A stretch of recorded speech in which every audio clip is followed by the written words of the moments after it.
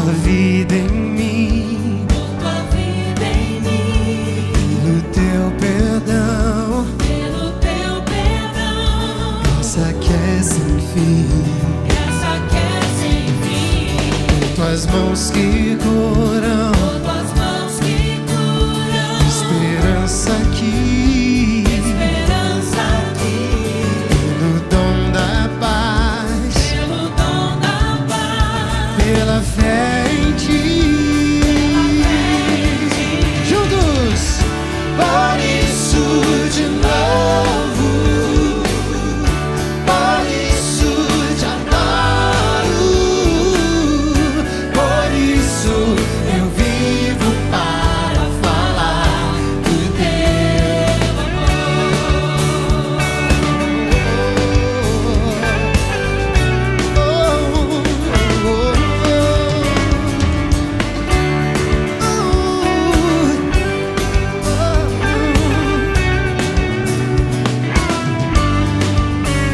pelo teu grande amor, tua vida em mim, pelo teu perdão, graça que é sem fim, por tuas mãos que curam, esperança aqui, pelo dom da paz, pela fé em ti, Senhor, por isso de novo, por isso te adoro, por isso eu vivo para falar do teu amor,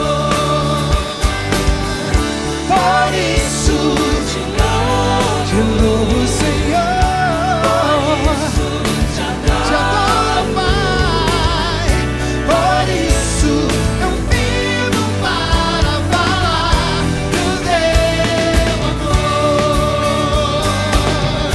por isso te louvo, por isso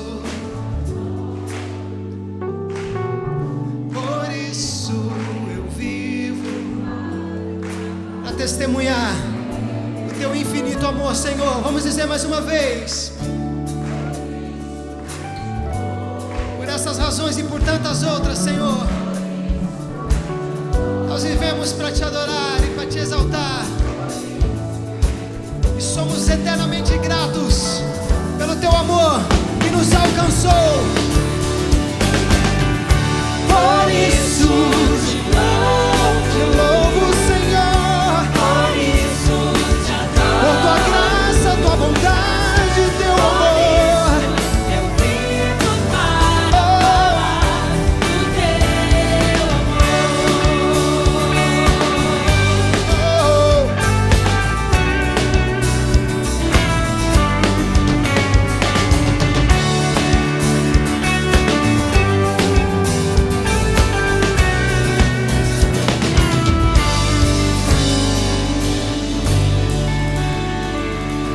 Obrigado, Senhor, por tua vida em nós.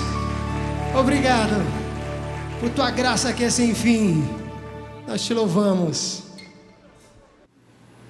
Abra sua Bíblia em Colossenses, no capítulo 1, no verso 13. Esse é um hino cristológico, é assim que a gente chama. Uma das declarações mais bonitas da palavra de Deus, junto com Filipenses capítulo 2, de 5 em diante. Dois textos apaixonantes. Eu acho esse aqui um dos textos mais lindos da Bíblia. Colossenses 13, de 1 a 21, nós vamos ler. Como o apóstolo Paulo, numa prosa numa carta, ele traz um poema sobre Cristo, o seu envio, a sua obra, a sua missão e o nosso amor a Ele, nossa exaltação ao Deus que se fez homem, habitou entre nós e vimos a sua glória, ao Deus que encarnou para se mostrar diante de nós da maneira mais clara e objetiva possível. Não há nada mais óbvio e objetivo do que vermos Cristo entre nós, como um de nós, mas o próprio Deus, pleno, para dizer: é assim que eu sou e é assim que vocês devem ser. E esse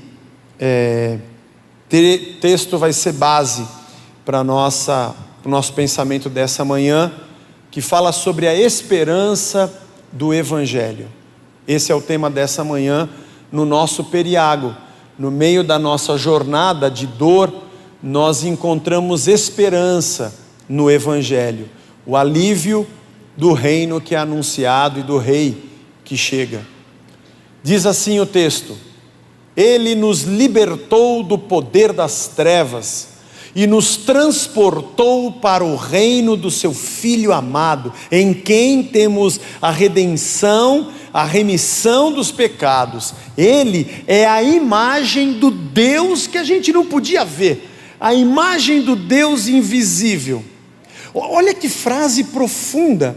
Ele é o primogênito de toda a criação.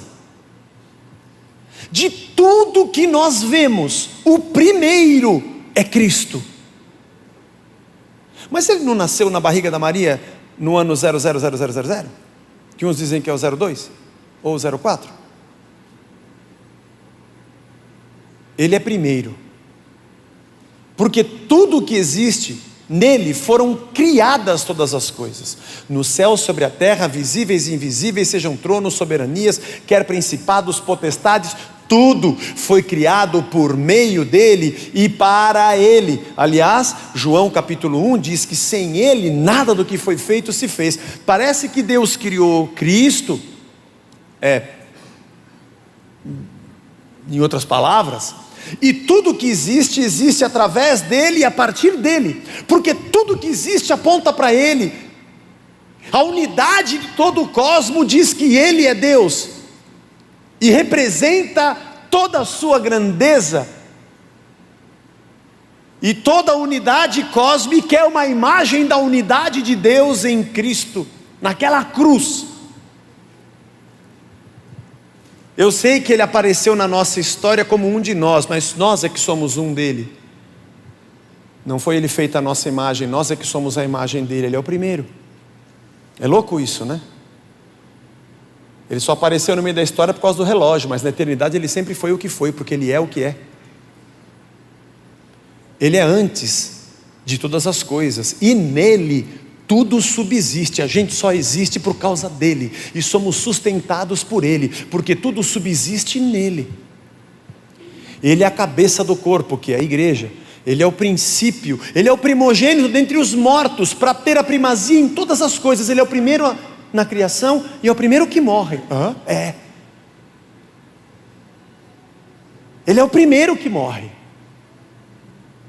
Na eternidade ele é entregue, eternamente doado, porque Deus achou por bem que nele residisse toda a plenitude. Tudo está em Cristo, e que, havendo feito paz pelo sangue da sua cruz, por meio dele reconciliasse consigo mesmo todas as coisas, quer sobre a terra, quer nos céus. Ele trouxe tudo de volta para ele na sua morte na cruz. E vocês, que no passado eram estranhos, estavam longe de Deus, eram inimigos no entendimento, pelas obras más que vocês praticavam, agora, porém, ele nos reconciliou no corpo da sua carne. Aquele corpo que estava na cruz, nele a gente foi reconciliado. Se a gente é o Adão também, que disse não a Deus, é na carne de Cristo, naquela cruz, que a gente volta para ele, mediante a sua morte, para apresentá-los diante dele santos e inculpáveis e irrepreensíveis. Se é que vocês permanecem na fé, alicerçados e firmes, não se deixando afastar da esperança do Evangelho que vocês ouviram e que foi pregado a toda criatura debaixo do céu, e do qual eu, Paulo, me tornei ministro. Se é que vocês permanecem na fé, alicerçados e firmes, não se deixando afastar da esperança do Evangelho. Da esperança do Evangelho. O Evangelho é o anúncio da vida. O Evangelho é o anúncio das boas novas. A palavra Evangelho significa isso, a boa notícia. O evangelista na antiguidade, o termo, era aquele que vinha trazer a boa notícia. E a boa notícia é que a guerra foi vencida. Os homens estavam na batalha e ele vinha para dizer ao povo: ó, vocês não vão ser escravos, nós vencemos a batalha. Isso era uma grande notícia. Nem todas as mulheres iam reaver os seus maridos, mas eles voltariam para casa. E a boa notícia é que eles não seriam subjugados por um povo, ou que a guerra teria acabado com uma vitória. A nossa separação de Deus e a nossa vida na distância de Deus, a nossa morte enquanto respiramos, a nossa vida na ausência do Criador e sustentador de tudo, é uma vida aparentemente vivida, mas morta, onde não temos na verdade sua presença e o seu sopro. Ela pode ter uma aparência externa, mas ela não tem a realidade da vida, porque a vida é o próprio Cristo. Ele é o caminho, Ele é a verdade, Ele é a vida. Nós não chegamos a Deus para pedirmos para que Ele dê um jeito na nossa vida. E Ele vai perguntar: do que você está falando? Estou falando da minha vida, Senhor. Não, eu sou a vida.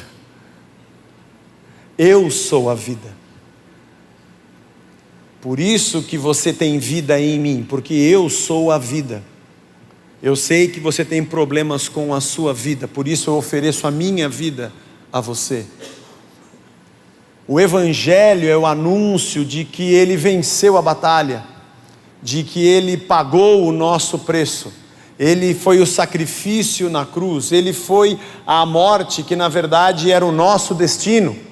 Porque se Adão se separou de Deus e nós nos separamos de Deus no Éden, e nós nos separamos da vida, porque Ele é a vida, então nós somos um bando de walking dead andando nessa terra.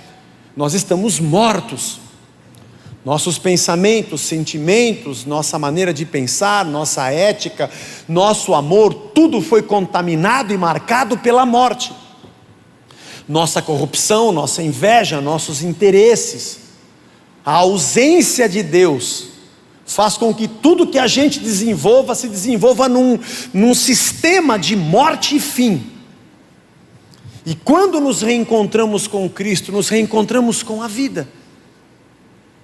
Por isso que a separação de Deus é morte. Por isso o próprio apóstolo Paulo nos diz no livro de Efésios que nós estávamos mortos nos nossos delitos e pecados, e Ele nos trouxe a vida junto dele.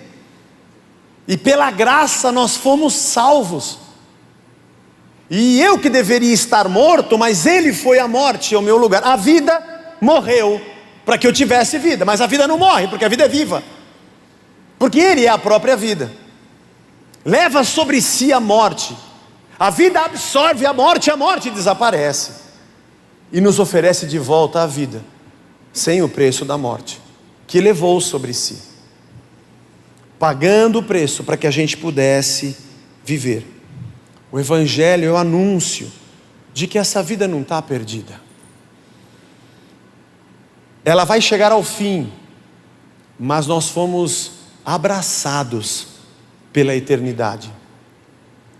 Nós fomos envolvidos na graça pela eternidade, para que a morte que nos aniquilaria de uma vez por todas fosse banida do curso da nossa história e tivéssemos vida no eterno com Ele para sempre. E como essa eternidade nos abraçou, na vida que a gente vive agora, ainda que ela tenha fim, todos os prenúncios e sinais da eternidade e do reino já estão presentes na gente. Já dá para ser visto entre nós, porque o reino que chega dizendo que a eternidade chegou, que o reino de Deus veio. Um exemplo bem besta, mas o cara vai morar na China, a empresa vai transferi-lo para lá, e ele está fazendo um curso de mandarim. Então você vai na casa dele, já tem um monte de coisa escrita em chinês. Ele achou umas baratas lá, já fez uns espetinhos e vai comer. Está criando em casa já uns escorpião e umas aranhas, né? Está fazendo Kung Fu, sei lá. E quando você chega na casa dele, parece que ele já respira aquilo, né? Ele já fala algumas coisas, comprou até umas roupas diferentes, já vendeu várias de casa, a casa já está vazia. Sabe nome de cidades, nome de locais, já estudou sobre a cultura. Aliás, você vai lá jantar com ele antes dele viajar, o seu amigo, o jantar só se fala da China, né? Que para nós é uma realidade, porque nós somos praticamente chineses. Tudo que a gente compra hoje vem da China. Tudo que você vê vem da China. Eu até duvido se eu não sou chinês também, mas vamos descobrir mais à frente. Tudo é da China, né? Mas parece que os prenúncios da China já estão na vida dele. Ele não mora lá ainda. Ele não mudou para lá e não está lá direto. Mas o convite que ele recebeu, o fato de ele estar estudando, vendendo as coisas, a China já abraçou a vida dele. Ele já se sente um cidadão de lá. Aliás, quando ele vê as coisas aqui no Brasil, alguns problemas até, ele já nem se preocupa tanto, porque daqui 3 meses eu não estou mais aqui. Ele nem pode comprar muita coisa a prazo, que ele não vai conseguir pagar. Ou pelo menos quando voltar vai ter problema, então paga as coisas à vista. Não é verdade? E quando alguém fala, rapaz, você nem sabe, vão colocar não sei o que na nossa rua. Puxa, que bom, agora logo que eu vou embora, ainda bem que isso aqui vai acontecer. Mas ao mesmo tempo ele diz, olha, para o primo, para o irmão, eu arrumei uma casa grande lá, para sempre vocês irem visitar, a gente vai para lá, vai ter lugar para vocês lá. Eu tô indo para lá, mas estou preocupado quero sempre estar voltando aqui, estar com vocês sempre, a gente se vê sempre pela internet, porque isso me abraçou e a minha cabeça agora já gira naquele sentido. O reino de Deus chegou para nós. O rei veio e disse, graça foi dada a todos vocês. E o anúncio do evangelho disse, vocês são cidadãos do céu. Comprei vocês com o meu sangue. O preço foi alto, não porque vocês valiam muito, porque a minha vida valia muito. Mas eu amo vocês. E agora eu digo a vocês que vocês vão ter uma nova experiência de vida. E aí vem João, tem uma visão do Apocalipse, que as ruas vão ser de ouro, não vai ter congestionamento, essas coisas todas. A nova Jerusalém desce do céu, diz o texto, e toma a terra. Uma nova realidade de vida, mas enquanto não chega, a nossa cabeça já gira pensando nisso. O nosso idioma e as coisas que a gente fala já estão ligados a isso. O nosso pensamento já foi abraçado e envolvido com isso. A cultura e os alimentos já nos tomaram. Eu já me sinto cidadão de lá. Eu vejo na internet fotografias, eu quero saber como é que vai ser. Já fiz contato com alguns amigos, até vai ter um jantar de despedida aqui e uma festa de chegada lá. Acho que a seleção joga lá não sei quando, eu vou ver o jogo e de lá dá para ver o campeonato, dá até para torcer no Cartola. Mas olha lá que eu estou, minha vida está lá. É louco isso. Esse é o reino de Deus que nos tomou. Mateus capítulo 3, versos 1 e 2. Naqueles dias apareceu João Batista pregando no deserto da Judéia e dizia, arrependam-se, porque está próximo o reino dos céus. Boas novas para vocês, o rei está chegando. Esse mesmo texto no livro de Lucas, capítulo 3, de 10 a 13, diz que as multidões perguntavam a João, o que é que devemos fazer? Porque o reino está chegando. E ele respondeu, quem tiver 2 túnicas, reparta com quem não tem. Quem tiver comida, faça o mesmo, reparta comida com quem não tem.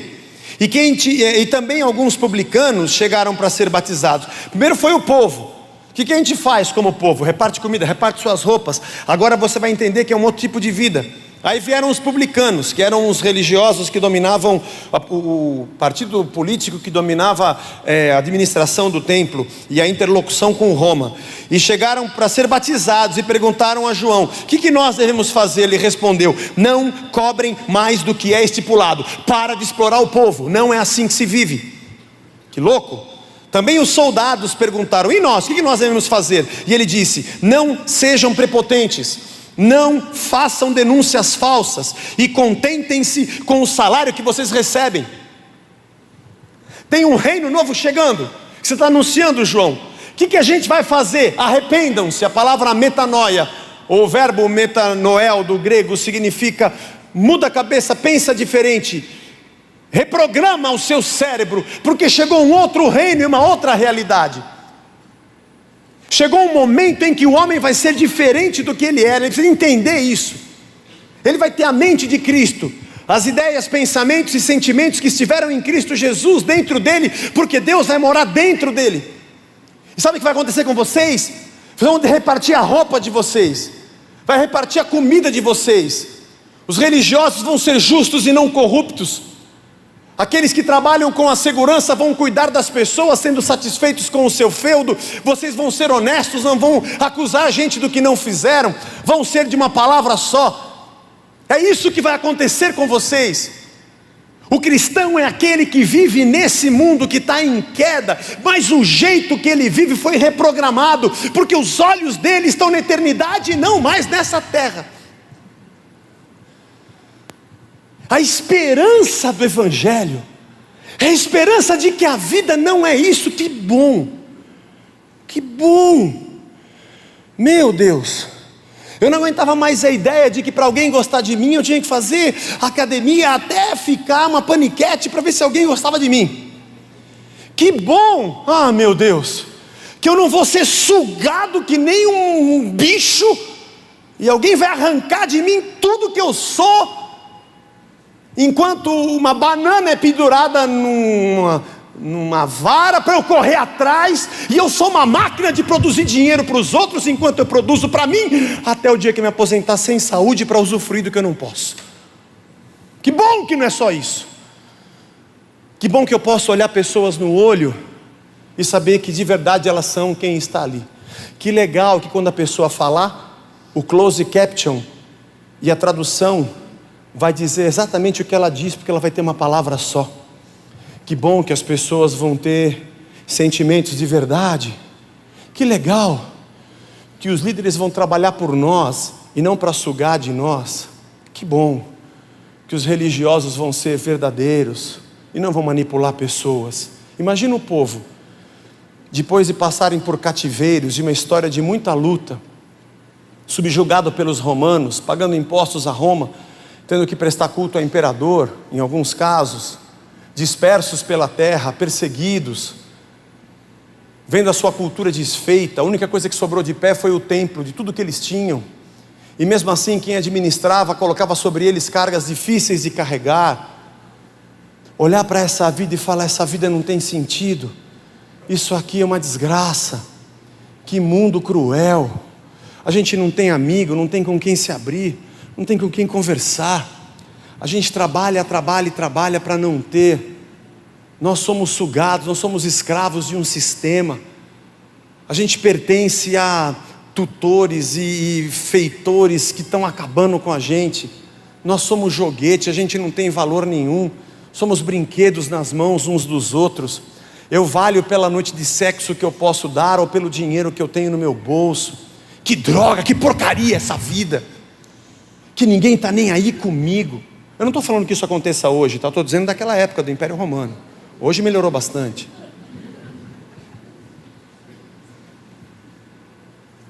Que bom que as prestadoras de serviço aqui de Roma, que entraram em Jerusalém para nos explorar, não vão deixar um pedágio para as autoridades que vão dizer: vai lá e explora esse povo. Que bom!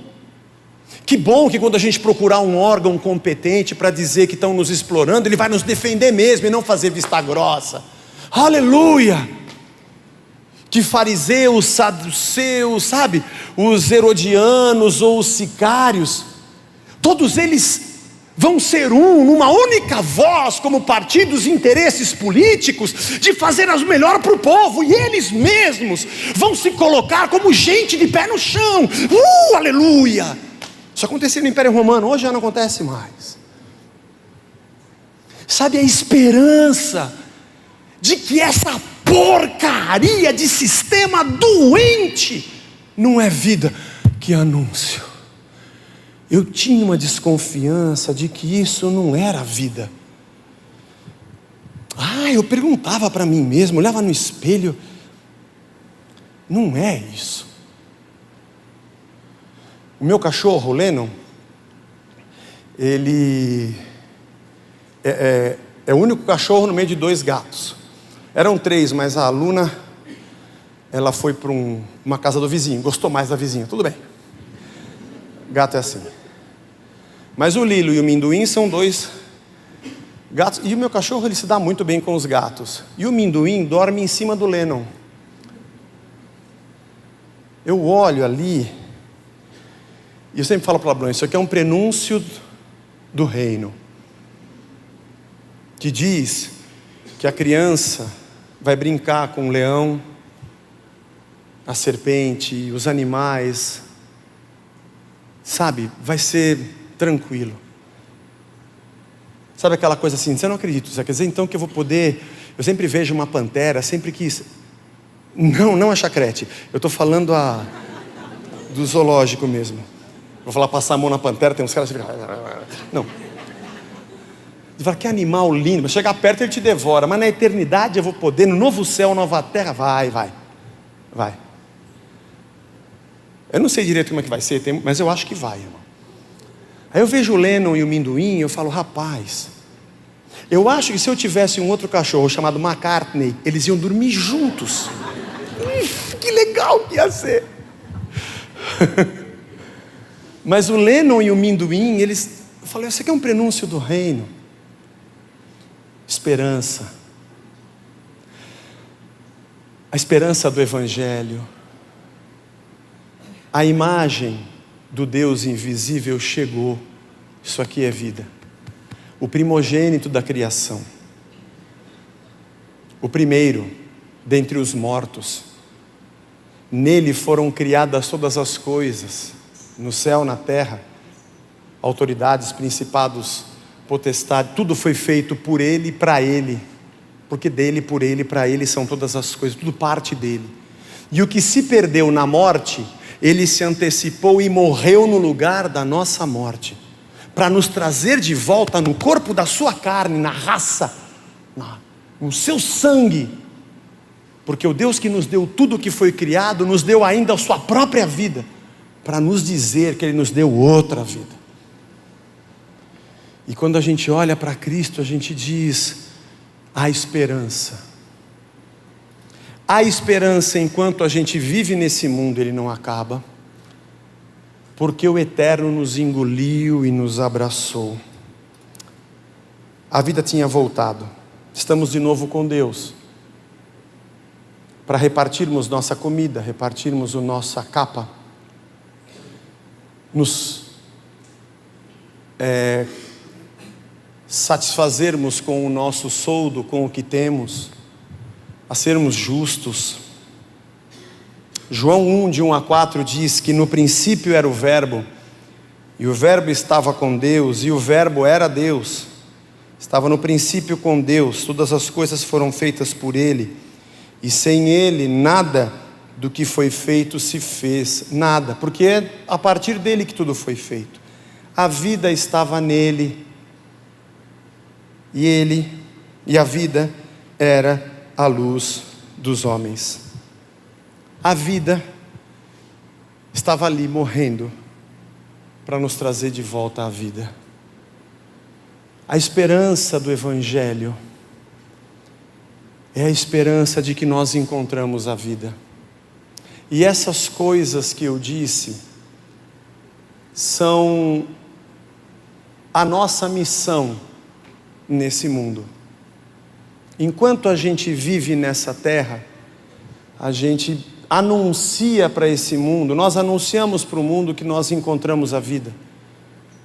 que o amor que a gente dá é aquele que a gente recebeu, que a justiça que a gente pratica é aquela que nos alcançou, que a compaixão que me abraçou é a mesma que eu dedico, que a paz que eu tenho, mesmo no meio da tribulação, é o shalom que Ele plantou dentro de mim, e eu sou bem-aventurado porque eu sou um pacificador. Que a alegria que Ele plantou em mim é aquela que eu demonstro. Por isso somos testemunhas de Cristo aonde vamos, porque a vida que vivemos é o próprio Deus em nós. Como eu sempre digo, no metro quadrado que a gente pisa, a gente sente a paz de Deus, porque na verdade Ele habita em nós. Não é que a gente tem paz, é que a paz nos tem. A paz é maior do que nós, a vida é maior do que nós, mesmo nessa terra, que ainda não é a eternidade, mas há prenúncios dela. Por algum tempo, eu ficava imaginando como falar sobre esperança num mundo de desesperança. O caminho natural da fé é dizer que essa vida aqui vai ser mudada e você tem que ter esperança que tudo na sua vida vai dar certo. E era muito chocante, porque como é que eu vou dizer uma coisa que a Bíblia não diz? Mas existe sim a esperança de que a vida veio e se anunciou a nós, a vida veio e se mostrou a nós em Cristo, e ela nos abraçou, e de que a vida que habita em nós nos moldou e nos transformou. Aliás, a esperança do reino, a esperança do Evangelho me anuncia que somos igreja, comprada pelo seu sangue, e as epístolas do Novo Testamento e as palavras de Jesus e os seus discursos nos ensinam a ser gente diferente, com outra mente e outro coração, que cria um ambiente onde esse reino, ou o prenúncio dele, já pode ser visto. Eu gosto demais quando eu faço um casamento aqui da igreja, já fiz alguns, vamos completar 10 anos, então já acontece de jovens se conhecerem aqui na igreja e se casarem, e duas famílias da igreja se unirem, viram compadres. Eu acho isso demais, isso é muito legal, porque é a comunidade de Cristo, são os irmãos, dizendo, esse aqui é meu filho, essa é sua filha, eles estão se gostando, eles vão se casar, que bom, e a gente está aqui no Senhor. A gente não cria uma bolha dizendo estamos fora desse mundo, não, daqui a pouco, mais alguns 10 minutos, acaba a nossa reunião, começa o nosso culto lá fora, porque o nosso culto começa quando acaba essa celebração, é quando a gente vive para a glória de Deus, não aqui dentro, que aqui dentro é fácil, lá fora, nossa vida é lá, no meio das pessoas, sendo luz nas trevas e sal no mundo, na esperança de que a vida chegou. Você está feliz? Eu digo assim, o Evangelho trouxe para você esperança? Às vezes isso não acontece porque nós esperamos do Evangelho aquilo que Ele não anunciou. Ele anunciou a vinda do Rei, a vinda do reino e a vida futura. A nossa missão nessa terra, a alegria da comunhão, do reino presente e a alegria do reino futuro. Nos imbuiu de uma missão de vivermos e de termos a paz de Deus dentro de nós. Às vezes nós somos frustrados pelas nossas expectativas erradas, mas essa é a manhã para você ser abraçado pela esperança. Olha ao seu redor, um monte de gente aqui que não tinha esperança na vida e conheceu Cristo. Eu não estou dizendo olha ao seu redor porque nessa igreja ninguém vai ter problema, não, isso é mentira. Nós não somos felizes porque não temos problema, somos felizes porque temos Cristo, porque essa vida é um problema, mas temos a presença de Deus entre nós. Eu tenho um irmão para quem eu posso dar a mão e ele fala, vamos orar junto aqui. Eu tenho a irmã que vem aqui no grupo de mulheres, a gente desabafa junto e ora junto e Deus nos fortalece. E tem aqueles que quando eu fiz a cirurgia foram lá no hospital e oraram por mim. E aquele que quando eu não tive comida me deram a cesta básica. E quando eu tive eu reparti com outros. Eu encontrei vida no meio dessa morte. A esperança do Evangelho. Porque o Rei Criador, o primogênito dentre os mortos e o primogênito da criação, aonde tudo se sustenta, apareceu e disse: eu sou a vida. Eu estou aqui entre vocês. Que coisa incrível, irmãos. Como isso tem moldado a nossa cabeça? Como é que isso tem mexido com o nosso coração e a nossa alma? Como é que a gente olha para a eternidade e já prenuncia a vida de Cristo entre nós? Como que a palavra dele tem banhado o nosso pensamento? Como que a comunhão do seu Espírito tem orientado as nossas decisões? Como que a presença dele em nós tem moldado nossos relacionamentos, educação dos nossos filhos? Como é que esse reino começa a ser visto? Como eu disse semana passada, o quanto esse anúncio bateu em mim, eu falei: caramba, agora eu sei que a vida chegou. E ela penetrou em mim e foi arrancando de mim quem eu era e não queria ser. O quanto eu fui dizendo: Senhor, molda a minha vida. O quanto de verdade eu posso dizer: eu encontrei Cristo. Durante todos esses anos da igreja, eu tenho tido a preocupação, eu poderia dizer cirúrgica se eu fosse preciso, não sou, mas eu tento, de desconstruir ideias sobre uma espiritualidade vazia, aonde absolutamente Deus não está. Eu tenho tentado tirar a espuma para dizer: isso aqui, irmão, é só forfé e papagaiada. Eu tenho tentado, ao longo de todos esses anos, desconstruir algumas ideias, a ponto de muitas pessoas acharem que a gente nem era cristão, ou que eu tivesse ficado louco, apesar de que isso é mesmo verdade. Esse ponto acho que a pessoa acabou acertando. Aliás, se falar que algum de nós é louco, acerta, porque normal é que nós não somos mesmo. Mas eu fico pensando,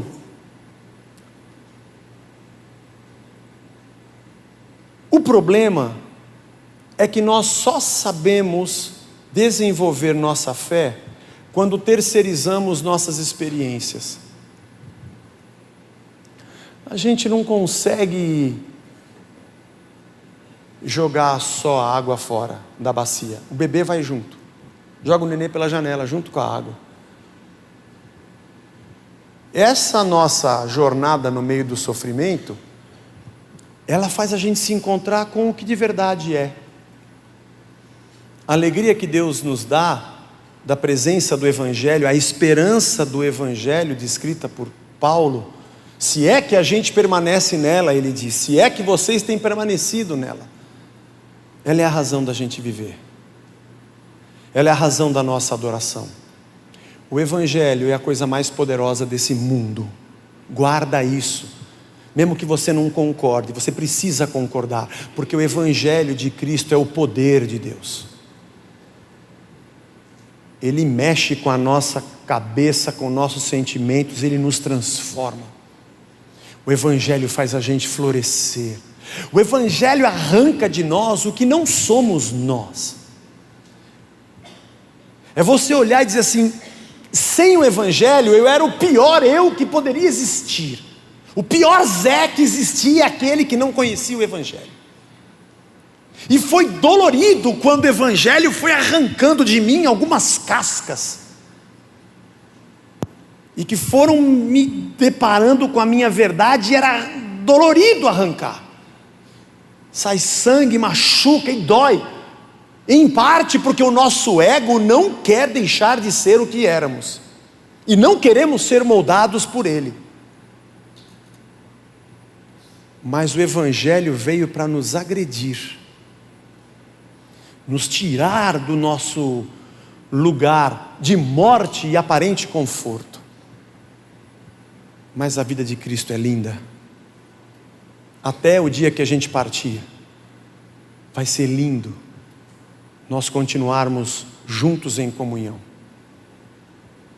repartindo nossa vida, repartindo o nosso pão, olhando horizontalmente no olho, sem segundas intenções, amando, procurando uma vida de santificação, porque o amamos, procurando uma vida de novidade, de pensamento, de sentimentos, jogando fora um monte de preconceitos e marcas que a gente carrega, de tudo que aprendemos na vida, para sermos reprogramados pela bondade e pela graça de Deus, e vivermos o Evangelho nesse mundo. Isso é uma coisa linda, irmãos. Mesmo que muita gente não entenda, não importa, isso é lindo.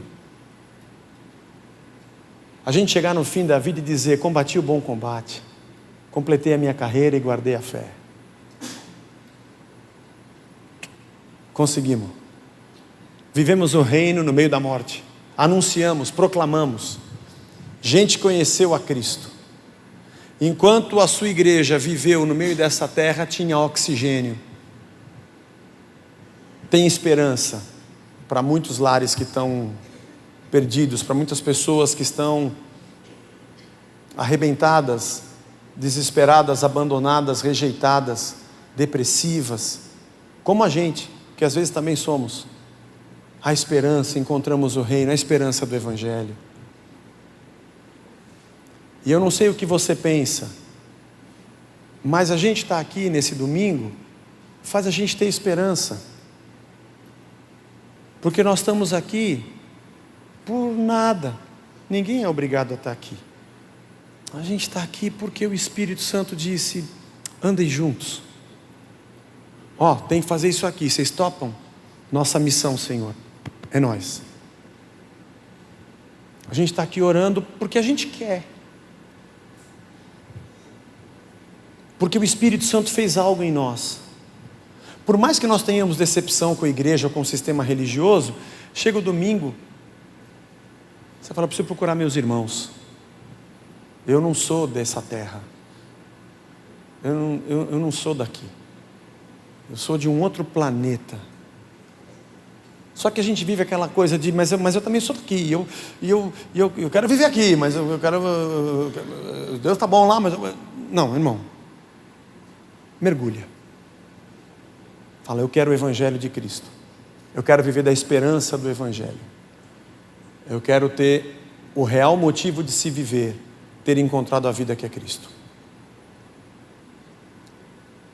Vamos de verdade ser cristãos, vamos ser crente mesmo, falar: eu quero mais de Ti, Senhor, mais de Ti, mais da Tua palavra, mais, tinha um hino que a gente cantava, né?